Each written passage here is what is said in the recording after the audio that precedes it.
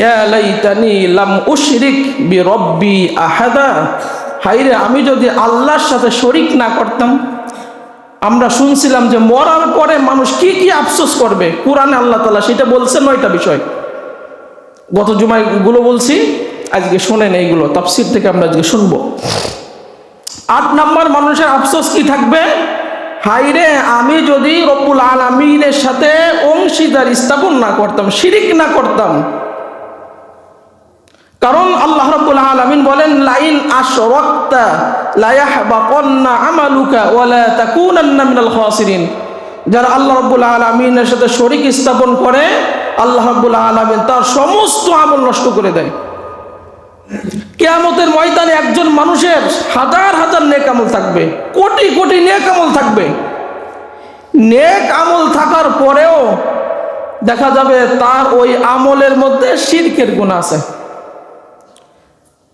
শিরকের গুনাহ থাকার কারণে আল্লাহ রাব্বুল আলামিন তার সমস্ত আমল বাদ দিয়ে দিয়েছে। সমস্ত আমল বাদ, নামাজ, রোজা, হজ, যাকাত, কোরআন তেলাওয়াত, দান, সদকা, যেখানে যা আছে ভালো কাজ সব বাদ হয়ে গেছে শিরক থাকার কারণে। তখন ওই ব্যক্তি আফসোস করতে থাকবে, ইয়া লাইতানি লাম উশরিক, ইয়া লাইতানি লাম উশরিক বিরব্বি আহাদা, হায়রে আমি যদি রব্বুল আলামিনের সাথে শরিক না করতাম। এই আফসোস করতে থাকবে। তখন ওই আফসোস কোনো কাজে আসবে? কোনো কাজে আসবে না। হাজার আফসোস করবে, ইয়া লাইতানি লাম উশরিক বিরব্বি আহাদা, হায়রে আমি যদি রব্বুল আলামিনের সাথে শরিক না করতাম তাহলে আমার এই নেক আমল আজকে নষ্ট হতো না। আরেকটা সময় দেখা যাবে আল্লাহ রাব্বুল আলামিন একজন ব্যক্তির গুনাহ, এত পরিমাণ গুনাহ হইছে, ওই গুনাহ জমিন থেকে নিয়ে আসমান পর্যন্ত, পৃথিবীর এক প্রান্ত থেকে অপর প্রান্ত, এত গুনাহ তার আমলনামায়, যে গুনাহগুলো যদি মাপা হয় আসমান থেকে জমিন পর্যন্ত হবে, এবং পৃথিবীর এক প্রান্ত থেকে অপর প্রান্ত এত গুনাহ আছে। এই গুনাহ থাকার পরেও আল্লাহ রাব্বুল আলামিন দেখবেন তার ওই নেক, ওই আমল গুনার মধ্যে তার কোনো শিরক নেই, শিরকের কোনো গুনাহ নাই। আল্লাহ রাব্বুল আলামিন বলেন, যা তোর আজকে শিরকের গুনাহ নাই, তো সমস্ত গুনাহ আমি আজকে মাফ করে দিলাম। সুবহানাল্লাহ, সুবহানাল্লাহ। তখন কলিজায় তার বুক ফেটে যাবে, আর মানুষ তখন আফসোস করবে, ইয়া লাইতানি লাম উশরিক বিরব্বি আহাদা, হায় আমি যদি আল্লাহ রাব্বুল আলামিনের সাথে শরীক না করতাম তাহলে আজকেও এর মতো আমিও মাপ পেয়ে আল্লাহর জান্নাতে চলে যেতাম। এই আফসোসগুলো আমাদের তখন করতে হবে। এই আয়াতের একটা তাফসীর আপনাদেরকে শোনাই। মুহাম্মদুর রাসূলুল্লাহ সাল্লাল্লাহু আলাইহি ওয়াসাল্লাম বলেন যে 2 বন্ধু ছিল, একজন ধনী আর একজন গরিব। একজন ধনী আর একজন গরিব, 2 বন্ধু। দরিদ্র যে বন্ধু সে হচ্ছে মুসলমান, আর যে ব্যক্তি ধনী হচ্ছে কাফের। আল্লাহ রাব্বুল আলামিন তাকে অনেক ধন সম্পদের মালিক বানিয়েছেন, অনেক চাকর বাকর তার আছে, অনেক জনবল তার আছে, এমনকি আল্লাহ রাব্বুল আলামিন তার অনেক সন্তানাদি দিয়েছেন। এরপর আল্লাহ রাব্বুল আলামিন তাকে একটা আঙ্গুরের বাগান দিয়েছেন, একটা খেজুরের বাগান দিয়েছেন, 2 বাগানের মাঝখান থেকে একটা নদী, এবং নদীর পাশে সে অনেক শস্য ক্ষেত, মানে অনেক জায়গা জমি আল্লাহ রাব্বুল আলামিন দিয়েছেন। আর ওই আঙ্গুরে এত পরিমাণ আঙ্গুর দিছে, এত খেজুর হয়েছে, ওই কাফের বন্ধু মুসলমান গরিব বন্ধুকে বলতেছে, আমি তোমার থেকে শ্রেষ্ঠ ব্যক্তি, আমি তোমার থেকে শ্রেষ্ঠ ব্যক্তি, আমার জনবল, ধনবল, সন্তানাদি, মান, ইজ্জত সব দিক থেকে আমি তোমার থেকে শ্রেষ্ঠ।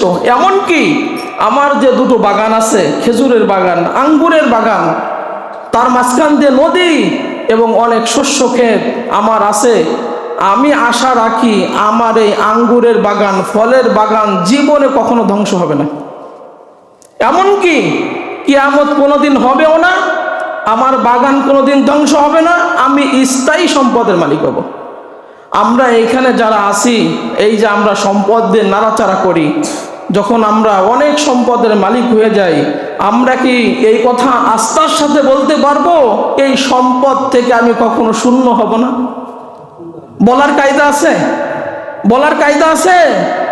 আল্লাহ রাব্বুল আলামিন বলেন, তাকিয়ে দেখ হসপিটালের দিকে, সামান্য একটা রোগ দিছি, ডাক্তার খুঁজে পায় না, তোর ভিটে বাড়ি বেচলেও সেই রোগ ভালো হচ্ছে না।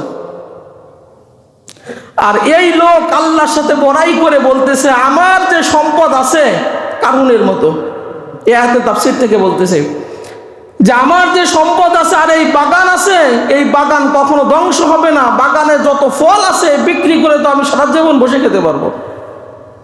অহংকার করে গর্ব করে বলতেছে। মুসলমান গরিব লোকটা বলতেছে যে তুমি রব্বুল আলামিনের সাথে শিরিক করলা, রব্বুল আলামিনের সাথে অংশীদার সাব্যস্ত করলা, যে কখনো কিয়ামত হবে না, আর তুমি কখনো এই সম্পদ তোমার ধ্বংস হবে না, এটা শিরকের কথা। কারণ সম্পদ দেওয়ার মালিককে, সম্পদ দেওয়ার মালিককে। এই যে তোমাকে বাগান দিছে, এইটা আল্লাহর। এই বাগানে যে ফল হলো, আঙ্গুর ফল হলো, খেজুর হলো, মাঝখান দিয়ে নদী নালা যা হলো, সবকিছু আল্লাহ রাব্বুল আলামিন তোমাকে দিয়েছেন।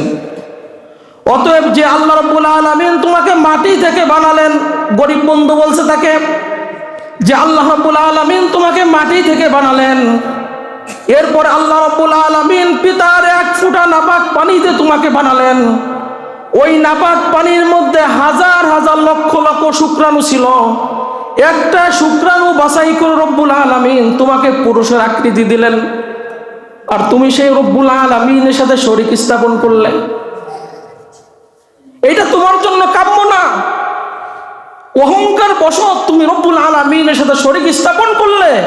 অতএব তোমার সামনেই আমি সাক্ষ্য দিলাম, লাকিন্নাহু আল্লাহু রাব্বি ওয়ালা উশরিকু বিরাব্বি আহাদা। আমি ওই রবের একত্ববাদের সাক্ষ্য দিচ্ছি, আর আমি আল্লাহ রাব্বুল আলামিনের সাথে কখনো শরীক স্থাপন করব। তাকে বোঝাচ্ছে যে আল্লাহ আপনাকে বাগান দিলেন, ফল দিলেন, এত সম্পদের মালিক বানালেন, যে আল্লাহ এত সুন্দর আকৃতিতে আপনাকে পুরুষ রূপে বানালেন, আপনি তার সাথে শিরিক করলেন। আপনার সম্পদ কখনো ধ্বংস হবে না, কিয়ামত কখনো হবে না, আপনি একথা বলতে পারলেন? অতএব তোমার সামনেই আমি আমার রবের সাক্ষ্য দিচ্ছি যে আল্লাহ রাব্বুল আলামিন ছাড়া কোনো মাবুদ নাই, আমি তার সাথে শরীক স্থাপন করব। আর তুমি যখন তোমার বাগানে প্রবেশ করলে, বাগানে সুন্দর আঙ্গুর ফল দেখে, সুন্দর খেজুর দেখে, নদী নালা দেখে, শস্য ক্ষেত দেখে তুমি কেন এ কথা বললে না, মাশা আল্লাহ লা কুওয়াতা ইল্লা বিল্লাহ? এ কথা তুমি কেন বললে না? এ কথা তুমি কেন বললে না যে আল্লাহ রাব্বুল আলামিন চেয়েছেন তাই আমার বাগানে এত সুন্দর ফল হয়েছে, আমি বাগানের মালিক হয়েছি, নদী নালা আছে, শস্য ক্ষেত আছে, আল্লাহ যদি না দিতেন এই বাগানে কখনো ফল হতো না। হতো এই যে আমরা ধান লাগাই, বিভিন্ন চারা লাগাই, আল্লাহ রাব্বুল আলামিন যদি ওইটার মধ্যে ফল ফুল না দেন, দুনিয়ার কোনো শক্তি আছে কি? আল্লাহ বলেন, বান্দারে সূক্ষ্ম জ্ঞানে চিন্তা করো, তোমরা যে বীজ রোপণ করো জমিনে, এরপরে রব্বুল আলামিন ছোট্ট করে ওইটা চারা বানায়, 2টা পাতা বের করেন, তারপরে 4টা পাতা বের করেন, 6টা পাতা বের করেন, এই করে করে আল্লাহ রব্বুল আলামিন অনেক বড় চারা বানিয়ে দেন, হাজার হাজার পাতা দিয়ে দেন, এরপরে রব্বুল আলামিন ফুল দিয়ে দেন, এরপরে ফল দেন, এরপর আল্লাহ রব্বুল আলামিন খাওয়ার উপযোগী করে দেন। আল্লাহ রাব্বুল আলামিন বলেন, বান্দারে এই শক্তি আমি রব্বুল আলামিন ছাড়া দুনিয়ার কারণ নাই, কোনো রাজা বাদশারও নাই। মুসলমান বন্ধু কাফেরকে বোঝাচ্ছে, তোমার বাগানে এত সুন্দর বাগান দেখে, ফুল দেখে, ফল দেখে, আঙ্গুর দেখে, খেজুর দেখে, নদী নালা খাল বিল দেখে, শস্য ক্ষেত দেখে তুমি কেন এ কথা বললে না, মাশা আল্লাহ লা কুওয়াতা ইল্লা বিল্লাহ? আল্লাহ রাব্বুল আলামিন ছাড়া এই শক্তি দেওয়ার কারণ। এখান থেকে একটা মাসালা এবং হাদিস আপনাদেরকে শোনাই। বিশ্বনবী মুহাম্মদুর রাসূলুল্লাহ সাল্লাল্লাহু আলাইহি সাল্লাম বলেন, আমার উম্মারা শোনো, তোমরা যারা ক্ষেত খামার করো, ক্ষেত খামারে যদি ভালো ফল আসে, ভালো ফুল আসে, ক্ষেতের ফসল যদি ভালো হয়, ক্ষেতের মধ্যে দাঁড়াইয়া তুমি বলবা, মাশা আল্লাহ লা কুওয়াতা ইল্লা বিল্লাহ। আল্লাহর কসম করে বলি, তোমার ওই ক্ষেতে কখনো বিপদ আসবে না। পড়ছেন জীবনে কোনোদিন?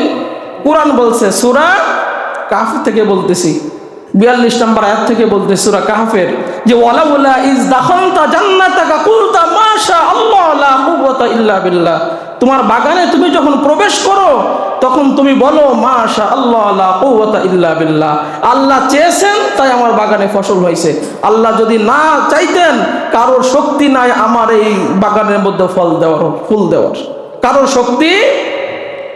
নবীজি বলেন তোমার বাগানের মধ্যে দাঁড়িয়ে তুমি যদি বলো মাশা আল্লাহ লা কুওয়াতা ইল্লা বিল্লাহ, আল্লাহ রাব্বুল আলামিন তোমার ওই ফসলের মধ্যে কখনো বিপদ দেবে না। তোমার সম্পদ যদি ভালো কিছু হয়, সম্পদের মালিক হইছো, তুমি বলো মাশা আল্লাহ লা কুওয়াতা ইল্লা বিল্লাহ, তোমার ওই সম্পদের মধ্যে কখনো বিপদ আসবে না।